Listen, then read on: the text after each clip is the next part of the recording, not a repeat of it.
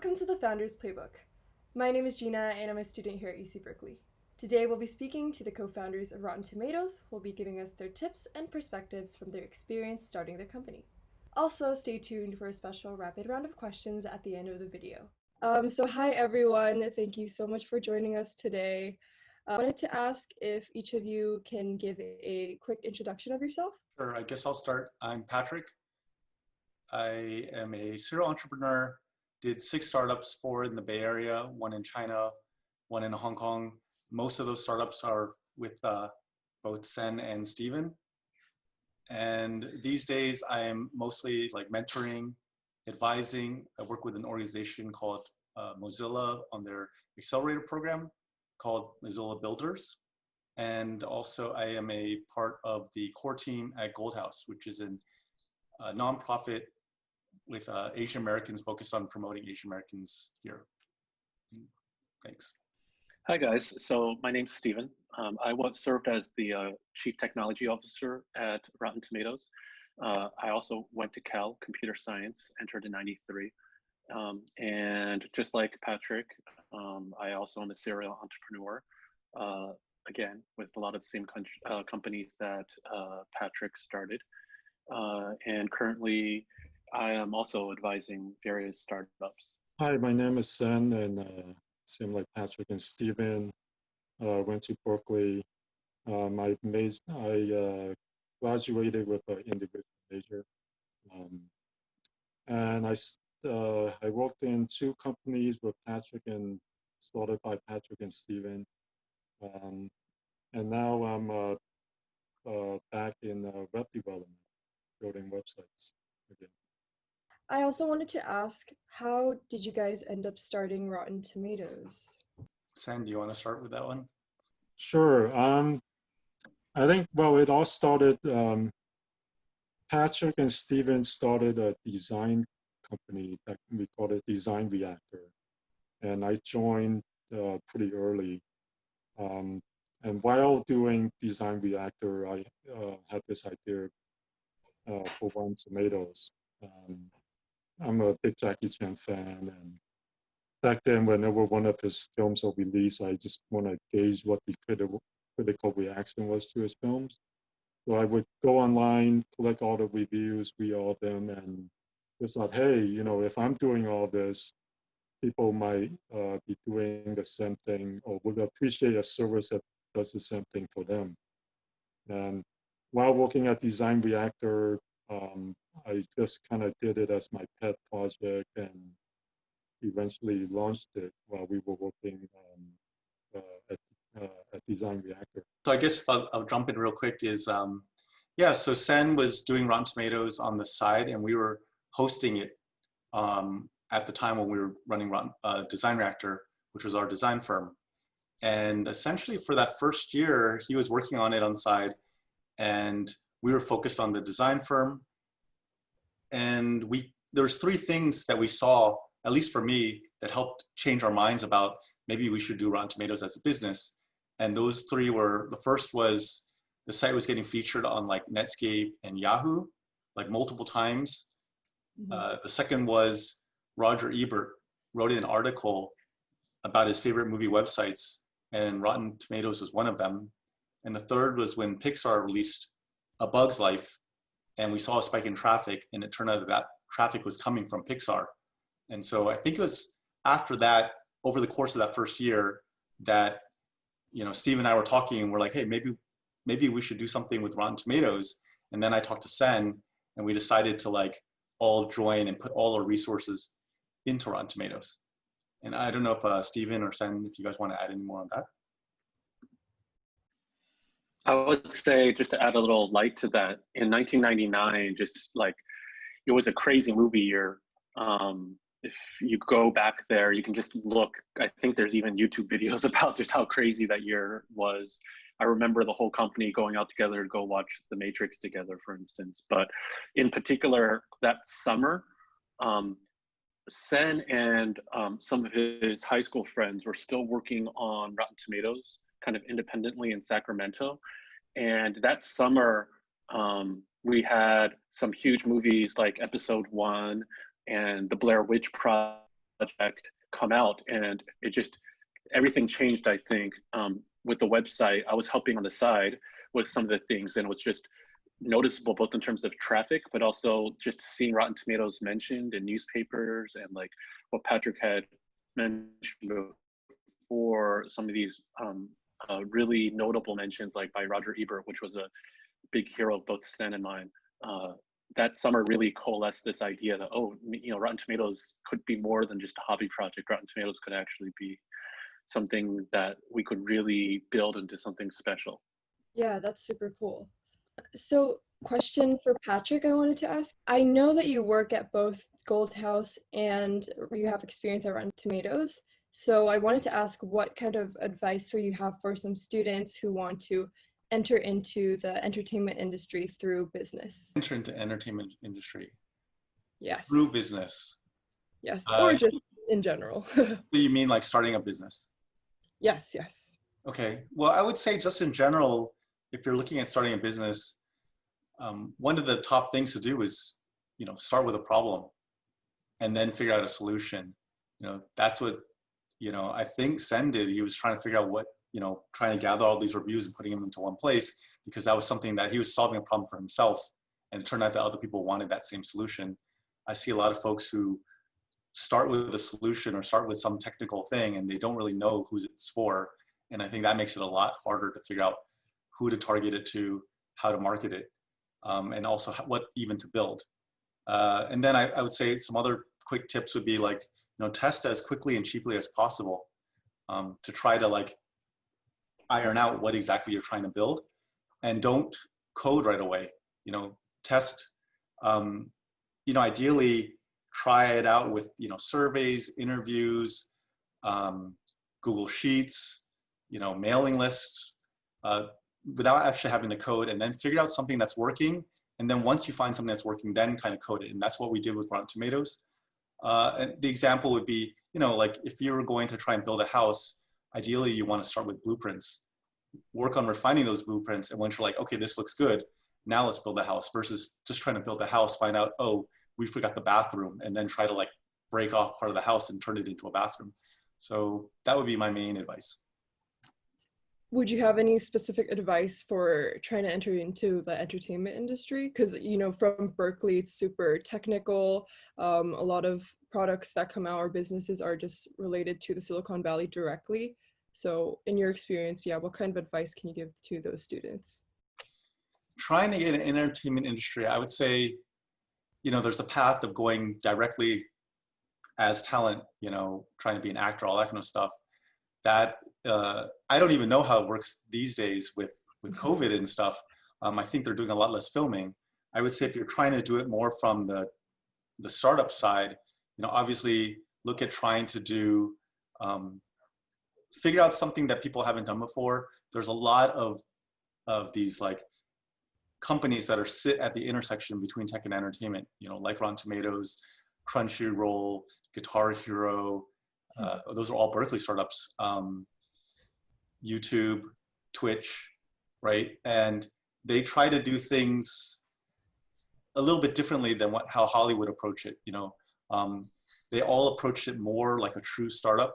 And if you look at Hollywood, they tend to do things like Quibi, where it's like, hey, let's throw in a ton of resources and try and make this huge thing. Mm-hmm. I would say the rules are, for doing a startup, you should go with what I said. Start small, try and figure out something that people need, and then grow from there.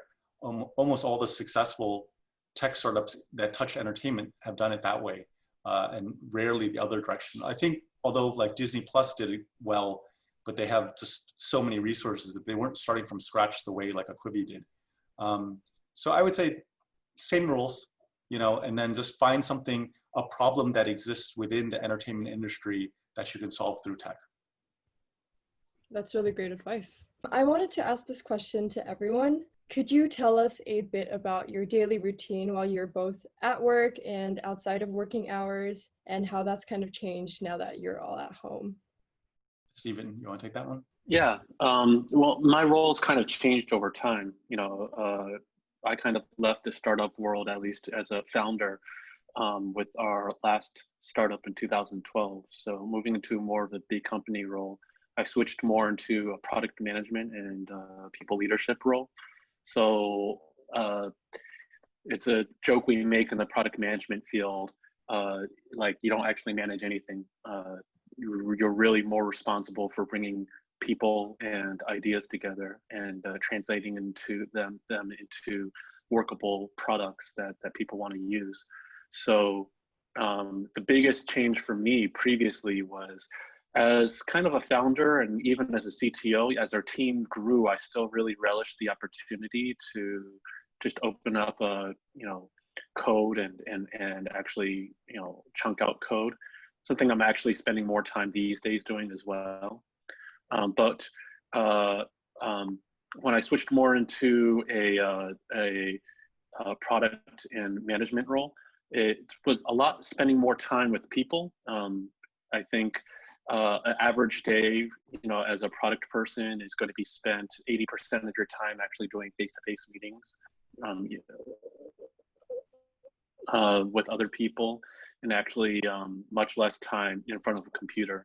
And part of that is because you just come to understand that as a product manager, or just dealing with products, so much of the success or failure of features or products is about everybody being on the same page together before the product is actually released.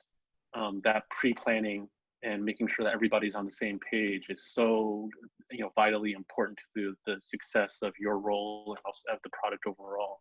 And it's something that sometimes I think engineers, even at the managerial level, tend to get distracted by, because we get really excited by just chunking out code and releasing product, and that's also very important, but a different kind of challenge. As far as differences, I mean, before the quarantine, I was obviously working in the office, working with people, and after the quarantine, I'm working at home. I have my kids, and it's like working and making them breakfast, making them lunch, making them dinner, and it's it's kind of crazy. And now that they're back to school, and it's all online now, so it's it's kind of it's this new thing I've heard about, companies who work completely remotely, and it's kind of interesting because now pretty much a lot of people are working just remotely and trying to balance work and life and all that stuff. And this all just kind of brings it all together. Now it's like you have no choice but to try and balance all of this. Yeah, I understand. For me, I only started working with Mozilla builders maybe about a month and a half ago, I think. And by then, COVID was already happening, so it was all virtual. We do, the mentors, get together and sync up about once a week. We do like a town hall with all the startups also once a week. I meet with I'm mentoring 7 different companies in the program. And so that's also a weekly checkup, half an hour. And then I also have a set of office hours that other startups can kind of grab. And so that's not too bad. Typically, it's about 3 hours or so of Zoom calls, Tuesdays to Friday. Besides that, my girlfriend's here, my mom and dad are both here. So I spend time with them. We'll eat lunch and dinner together. We will watch a lot of TV and movies, usually while we're eating. And then when, before the fires happened, we would go and do like light exercises or walks and stuff like that. And then for fun, outside of that, I play this Blizzard game called Overwatch. So I wanted to ask you guys, you seem like a very well-working team. Do you have any advice for students who are struggling to find a right co-founder or develop the right team? Patrick, why don't you take this one, since you're the one who's developed the most number of startup teams, different startup teams at least. So I would say one thing is like the best time to find a co-founder is while you're in school. I think, Senh was literally down the hall from me. freshman year of college, Steven and I and Sam, we all did wushu together, like Chinese martial arts together. And for all of the 6 companies I've done, at least one of the co-founders was someone I knew from freshman year of college at Berkeley, right? I think it might be a little bit different now just because our classes online now. I'm not even sure, but if classes are online and you're not actually out there in clubs and really meeting people face to face, it might be a little harder. But I think it's the right time, finding people who have a similar mindset, aren't afraid of doing a startup.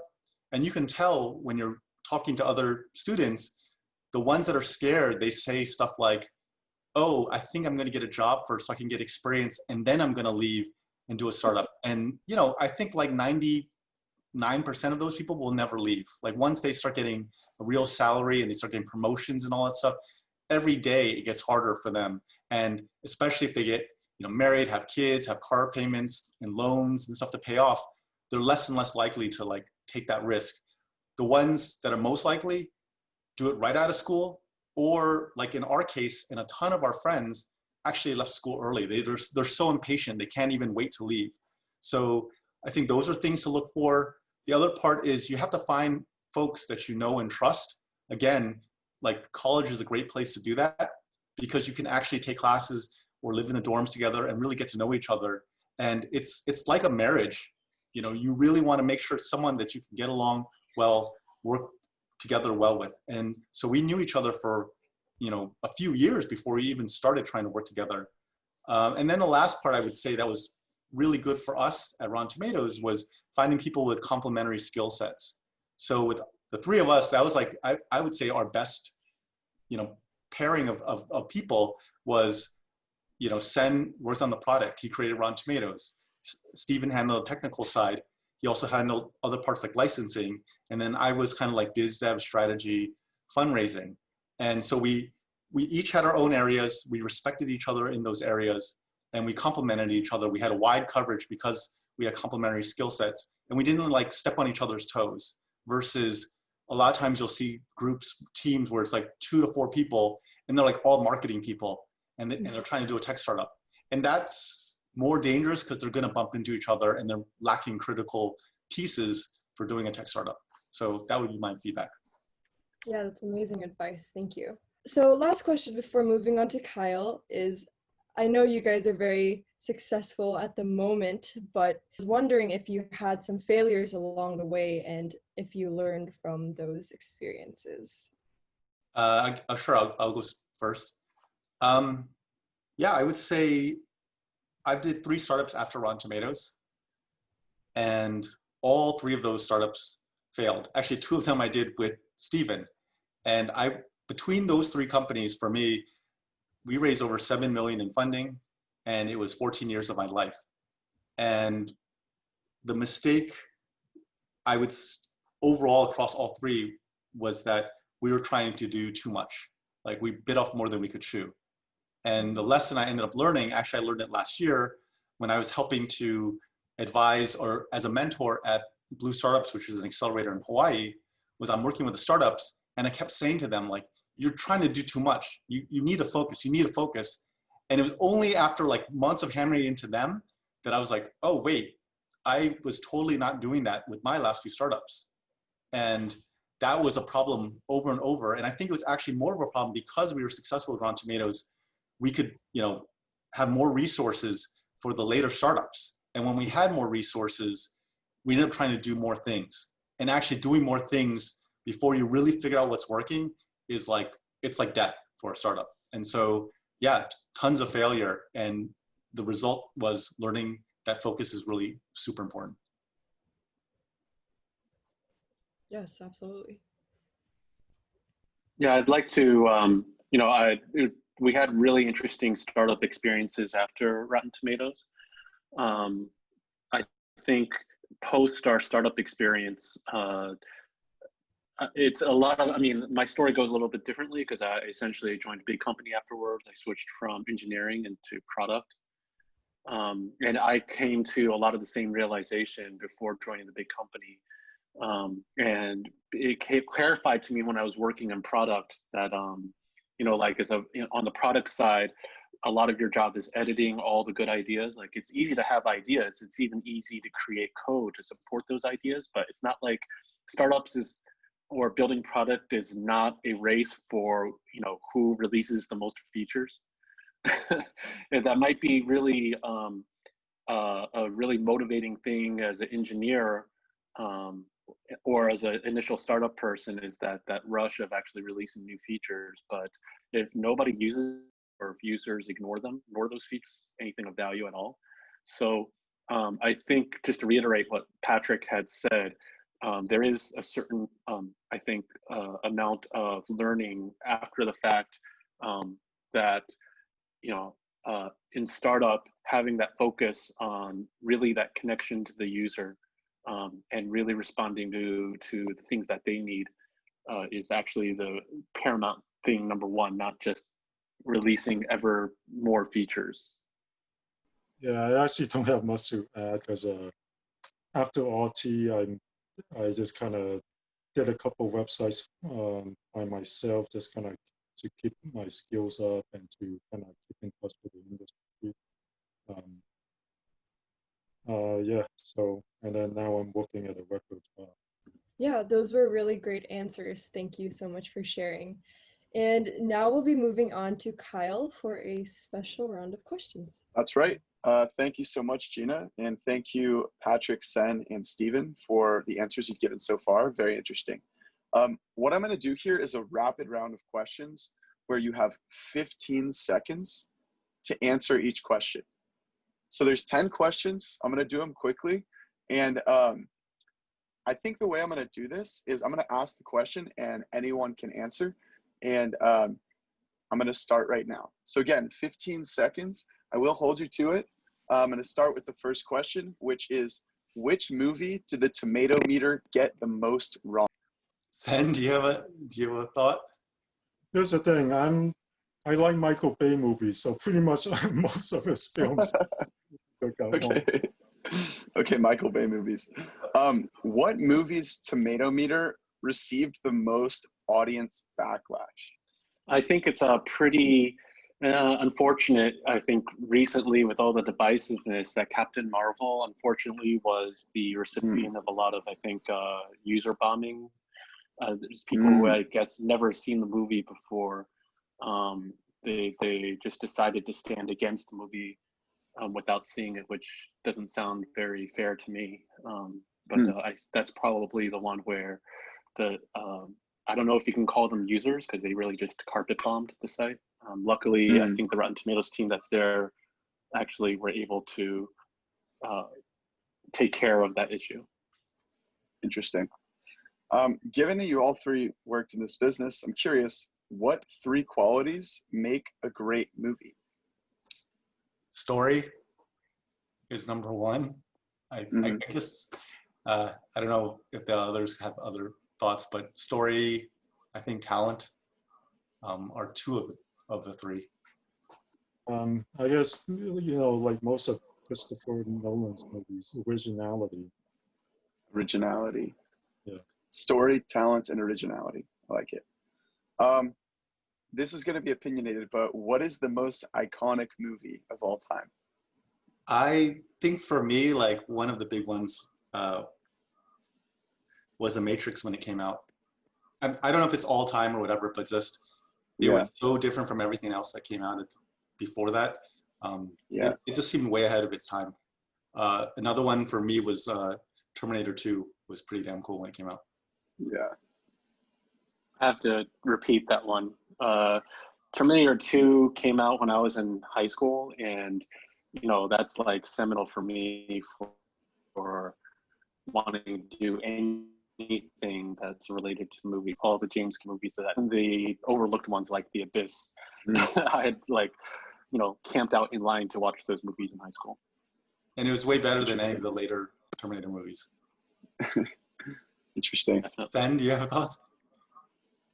I'll go old school. I'll go Citizen Kane, just to balance, because I rewatched it a while back and I was just blown away by, like, a lot of these techniques that we're seeing in current film have already been done in Citizen Kane, and that was made in the 20s, 30s. Like non-linear storytelling, for instance, that everyone gave Tarantino credit for with Pulp Fiction. It was done in Citizen Kane too. And there were a lot of cinematic techniques that were, used in that film that was just way ahead of its time. Right. I started Citizen Kane. I haven't finished it, and I also need to watch Terminator 2. But I agree that The Matrix was definitely mind-blowing. Great movie. On the opposite side of the spectrum, what is the worst movie of all time? Dumb and Dumberer. Did you go to the theater to watch that? Wait, was it? There's Dumb and Dumberer without Jim Carrey, right? It's the one, not the third one. Yeah, that's a good answer. I'm going to be controversial just to get into Sen's crawl because I know he's such a big Michael Bay fan. I will say the worst movie experience I've had in the theater was Michael Bay's Pearl Harbor. I just, oh man. I mean, it was just it was a critic screening that I went to go watch, but they had brought in some World War II veterans for it. I just feel so bad that they had to sit through something that was just, how do you make, such a historically significant and tragic event like into a bad movie essentially. So I don't know. I just had a really bad experience with that movie. I love many of Michael Bay's other movies. Just that one particular one was really bad experience. A recent movie I didn't really like. I wouldn't say it's the worst movie of all time by any measure, and I think it actually was very high score. But I was watching on the plane. It was a Quiet Place, and I think I didn't get the same experience because I didn't watch it in a theater. But I just can't take horror movies where people do stuff that's just super dumb. And like, I'm sorry, if you already know that like these aliens go for sound, why would you bring your baby with you out shopping? Like, doesn't make any sense. And there's so many things like that. Or why would you have another baby? Yeah. And it just drove me so crazy that I actually had to stop the movie halfway through, go watch another movie, and then I'm like, I guess I'll finish it. And then I finished it. And it wasn't like terrible, but I don't like horror movies where people do dumb things like, oh, there's a killer in the house, let's split up. Like, no, you would never split up. Yeah. Yeah. Or let me drop my keys when I'm trying to unlock the car. That always happens. Yeah. So Patrick, you're not going to watch the sequel. I might actually watch the sequel, but it still drives me crazy when they do dumb things that don't make sense that real people would never do. Yeah. Okay. Two more. If you could have dinner with one actor or actress, who would it be and why? I'll join this one. I mean, he had a TV show about it. I've always loved Jon Favreau, the director and I guess semi-actor, who he, besides the fact that he's probably a pretty awesome cook. I mean, he literally made a movie called Cook. So, I think he's just a really guy. If you look at the way that he wrote and did his very first movie, Swingers, that's very much like a startup story unto itself. So for those of you who, I keep on telling startup founders, like sometimes you can just take a look at some of the autobiographies of some of these great filmmakers and their startup stories unto themselves. Look at a biography of Orson Welles, just like for Citizen Kane. Look at Robert Rodriguez, the Texas film. He's got a really awesome autobiography, or just listen to the story of Jon Favreau making his first movie. It's just like startup when you look at it. Awesome. I'll check it out. Senh or Patrick? That's a really good question. I'm not totally sure, but I've recently been I watch a lot of like comic book TV shows and movies and stuff. And there's one guy who keeps appearing in a lot of stuff. Usually his voices and stuff is this actor named Alan Tudyk, I think is how you say it. And he's just a funny guy, but he's in so many of the things I'm watching, like Doom Patrol and The Tick are two of the ones I'm watching now, and he's in both of those. So I just think it'd be cool. He seems like someone who's actually a fan of like comic book, sci-fi, fantasy culture, and I'm a huge nerd. So I think it'd be just neat to just chat nerdy things together. Cool. How about you, Senh? For me, it would probably be Tim Burton. Since he's my favorite director, I always like his style. So yeah, I mean, we might not say much, but well, I might not say much, but I would like to have Tim. Nice. Okay, thank you. The last question is, what movie do you think changed the film industry forever? As in the most groundbreaking for its time. I think one movie that was pretty groundbreaking was Iron Man, in that it started the whole MCU. And I think if it bombed, I don't think there would be an MCU. And having, what is it, like 23 movies now or something? That's been going on for like over a decade or more is amazing. And the fact that they all tie in together, like I don't think you ever really see that. Like movies that would like tease other movies and have all these cameos. It's just, I've watched every one of them and I've loved them all. So I think that was super cool. Awesome. If you ever read about the early films of, like early 70s, late 60s, as studio Hollywood turned into the, mega blockbuster Hollywood, then you'd probably want to take a look at Jaws as being kind of like the turning point for that. Jaws was the first, I think, kind of summer blockbuster that, you can really call the summer blockbuster for film history. So in addition to being a great movie, it's just interesting to see, like, before there was Jaws and the kind of movies like Star Wars or other blockbusters that happened after Jaws. Right. Great. Yeah, I'm not sure if it's the most groundbreaking movie, but I thought the Bruce Lee movies were pretty groundbreaking in their day. It pretty much changed the way fight scenes were filmed. And it started this entire, I mean, it wasn't the first Kung Fu movie, but it kind of started this entire world, the whole genre around the world. Yeah. Enter the Dragon was awesome. Thank you all. I appreciate your responses. It was a semi-rapid round, but I appreciate it. I'll pass it off back to Gina now to finish. Thanks. Thanks. Thanks, Kyle. I loved you guys talking about movies. That was very fun. So the last question we ask all of our guests is, what book should every college student read? I didn't have a specific like must-read book, but some recent books I read that I thought were useful if you're thinking about doing a startup. One, I really liked Steve Jobs' biography by Walter Isaacson. And another one I think is useful is 0 to 1 by Peter Thiel. I'll just go in line with, I guess, the biography that I had mentioned previously, the autobiography, which was Robert Rodriguez's autobiography about how he did his first movie, El Mariachi, and broke into the Hollywood system. So the book is called Rebel Without a Crew, and it's a really special book to me because I was reading that right around the time that we I had started my first startup. So it was definitely a bit of energy juice for getting my own startup career started.